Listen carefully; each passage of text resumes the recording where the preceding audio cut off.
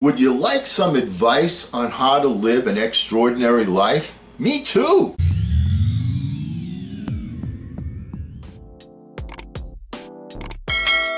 Hello again, everyone. I'm Eli's dad with Project Eli, where we educate, we lead, and we inspire. And we have been looking at an article by a gentleman named Matt Royce, 51 sentence, let's see, what does it say now? 51 sentence life lessons. And we've done a couple of them already. And let's go with the third portion, because I found this really interesting and wanted to share this with you. Okay, this is his 31st one sentence. Nearly everyone is winging it. You know, it may seem to you in life that somebody has every little element under control, but you know what? It's not like that. Everybody takes different detours. Everybody runs into roadblocks. And you may think that somebody has every little thing planned, but they don't. So don't feel that you have to be that way. You want to plan your day, you want to have objectives, you want to have starting lines planned, but remember, when you have a starting line, you're going to run into a roadblock. The people that are successful are ready to wing it when it becomes necessary. Be smart enough to ask for advice and wise enough to know who to ask. Okay? Sometimes people put themselves in the mode where they are just, oh, okay, I know everything, I'm not going to ask for advice. Be humble. Put yourself in a position where if you can find someone that's an expert on a particular subject, that you ask them for advice. People love to give advice. All right? So when you show that, you know, you're looking to learn, the people that give you advice will actually even help you to achieve what you want to achieve. They're ready to help you because they feel what you feel. They've done what you've done. So be smart enough to ask for advice, but be smart enough to ask the right people for advice. Don't be asking a criminal, for advice. You follow what I'm saying? So make sure that you choose wisely. Choose your mentors wisely. Time is a precious asset that you can't buy more of. That's one of the things that people my age, people in my position, when we see, this is to me, okay, and maybe I'm a getting off of my lawn type of guy, but when I see people playing all of these video games, as an example, spending all this time on social media, I say to myself, you're distracting, you're wasting your time. Do you have a focus? Do you have a particular purpose? Now, it's okay to have different interests, don't get me wrong. But when your side distractions become the main event of your life, don't wonder why you're in the 95% crowd. Keep the main thing as the main thing, or as Brendan Burchard says, the main thing is to keep the main thing the main thing. It's good advice. That way you won't be wasting your time, because time is something you can never get back. I know, you've been on the phone with somebody, you've been to, in a group with people, and you say to yourself, that's 15 minutes I'll never get back. One of the things you'd want to do is to try and monitor those situations and to minimize them as much as you can. Everybody has their own problems to deal with, so they may not care about yours. I want to go a step further. Virtually nobody cares about your problems.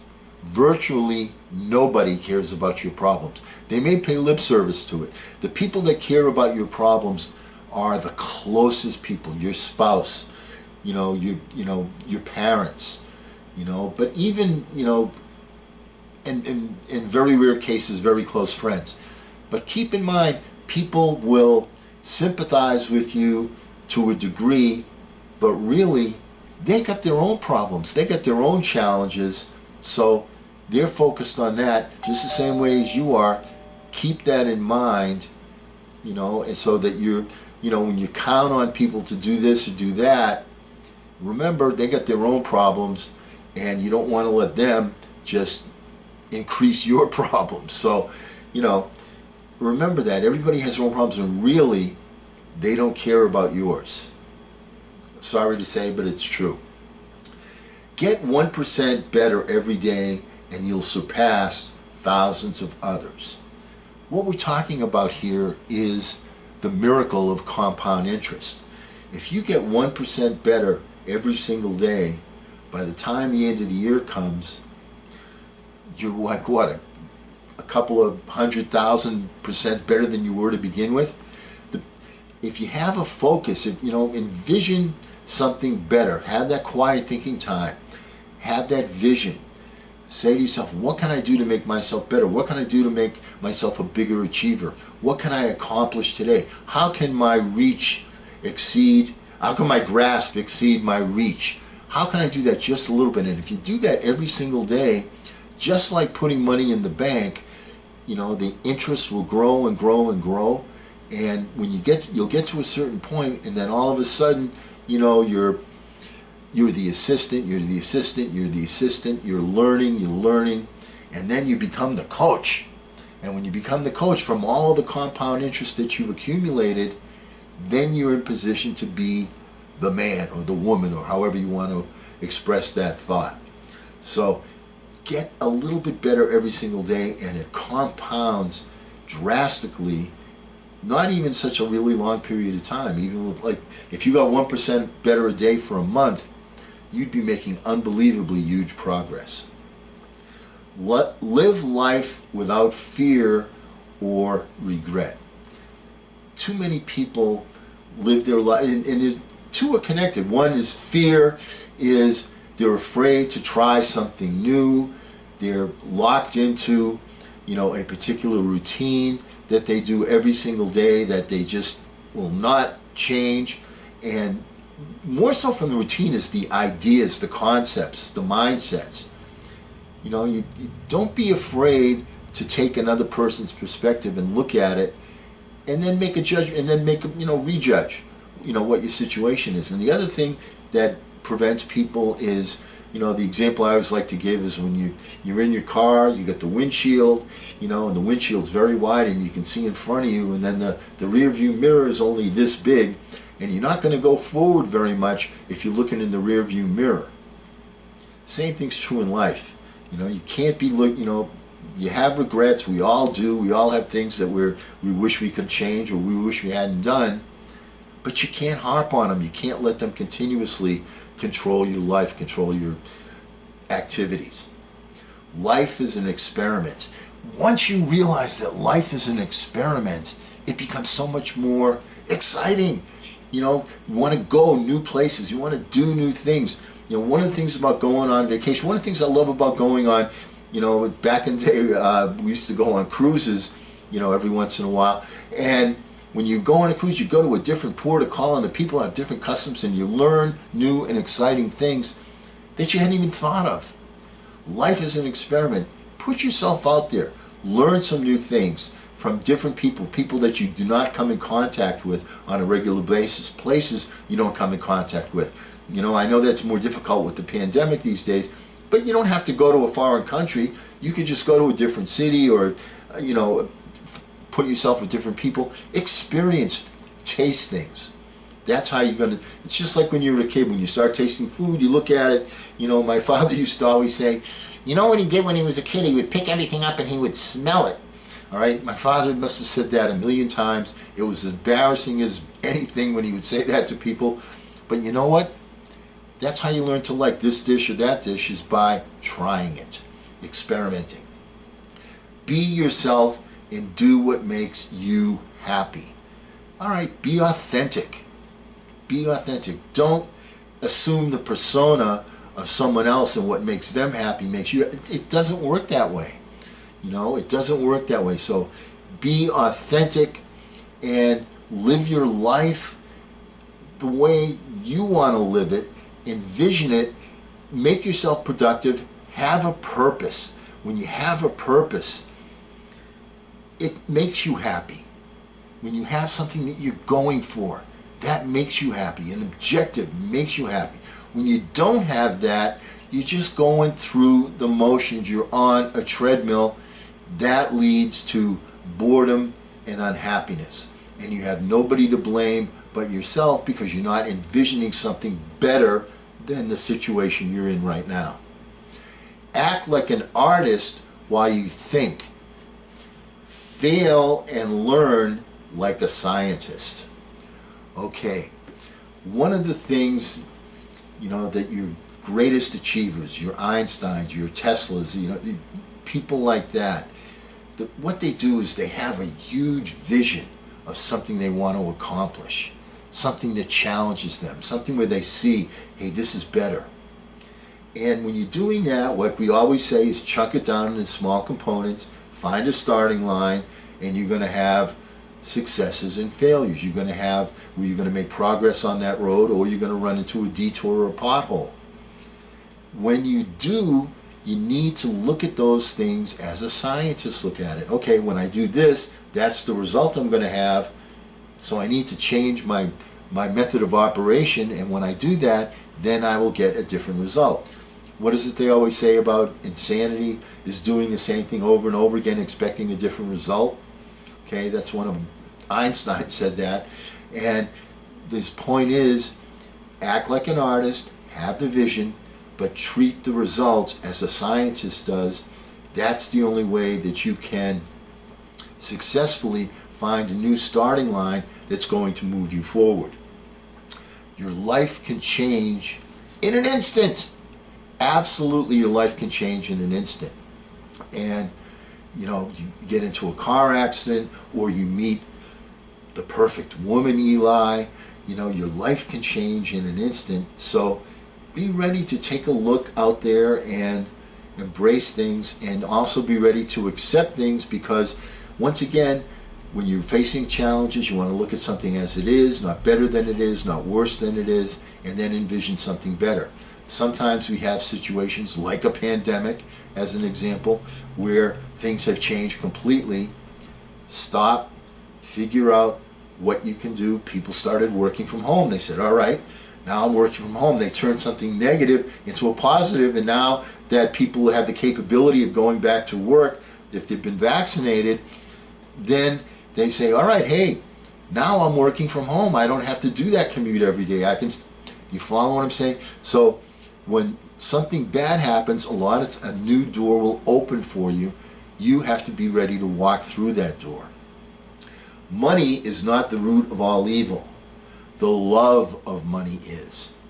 Too many people look at money as an end in itself. One of the people that was the owners of a company that I worked with, I always talk about Bob Anderson as my mentor, but there were a couple, and he was the number 3 man in the company. The number 1 man in the company was the owner, and he's had sort of a co-owner, and his co-owner was somebody that liked to sit down with me. Very, very wealthy man, made a lot of money in real estate by financing. He had a concept, he sold people property and then he financed them. So he made it in selling the land and also in the financing, and he made a huge amount of money, and he was very smart. So he was somebody that you wanted to listen to. And one of the things that he said to me that I always remembered is, you know what money is, Eli's dad? Money is a form of communication. The more you have, the more you're able to communicate with things that you want to communicate with. Money is not an end in itself. It's the experiences. It's not the stuff that you have. It's the experiences that you have in life that give it its flavor, that give it its juice. All right? Go for the things that give it the juice. And money is a byproduct. Money is a byproduct. So, you got to have money. You got to, survive. Make no mistake. I'm not saying that. But my point is, the experiences are much more important than the money. Don't compare yourself. Don't compare yourself to others. What are you doing on Facebook? What are you doing on social media? When you take a look at those things, so many times And people embellish the stories. Oh, I want to do this, I want to do that, so on and so. Hey, come on. You've got to recognize who you are, the things that you want, and not get locked in to the world of jealousy of what other people are doing. All right? That's one of the basic traits of the 95% crowd. It's okay to be selfish occasionally. As a matter of fact, if you want to be successful, you have to be selfish. You have to pride your time. You know, people are going to compete for your time. And you sometimes have to say, you know what, I'm blocking out this time. This is me time. This is me time. And if you don't do that, nobody else is going to.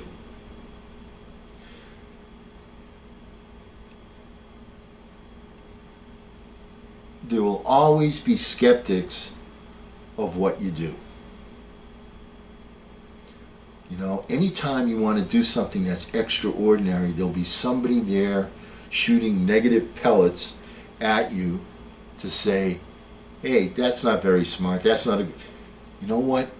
How are new revolutionary ideas born? What's their genesis?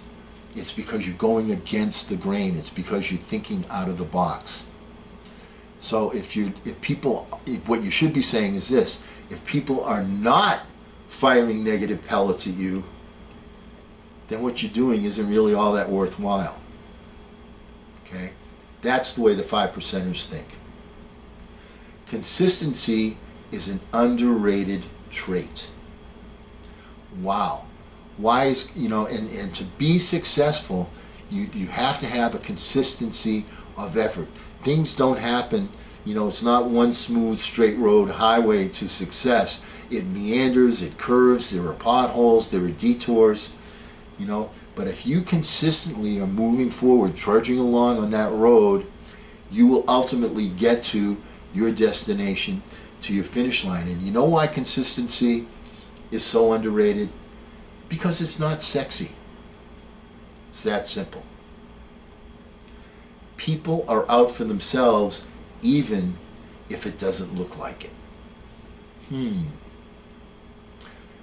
People are always out for themselves. I'm out for myself. You're out for yourself. That's the way it is. Right now, for me, being out for myself means developing my son Eli to become the man that he can truly become. To give him all the tools that's necessary to make him the person that he desires and deserves to be. All right? So people are out for themselves. They, you know, I'm selfishly looking at my son. What can I do to make his life better? What can I do to make him happier, to enjoy his life, to be a man? That's an important thing for me right now. All right, we've gone over a few more one-sentence life lessons. Next time we get together, we'll go over some more. And remember, in life, here's a life lesson for you. Don't ration the passion, fashion the passion. I'm Eli's dad.